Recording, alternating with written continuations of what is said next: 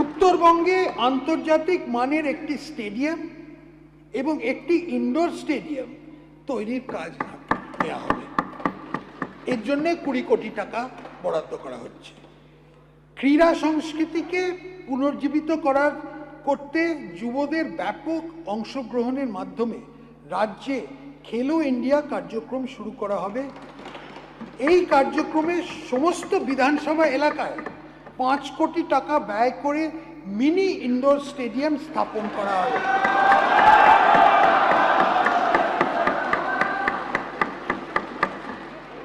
যে সকল sports club জাতীয় স্তরে ক্রীড়া প্রতিযোগিতায় অংশগ্রহণ করবে তাদের 1 কোটি টাকা আর্থিক সহায়তা দেওয়া হবে।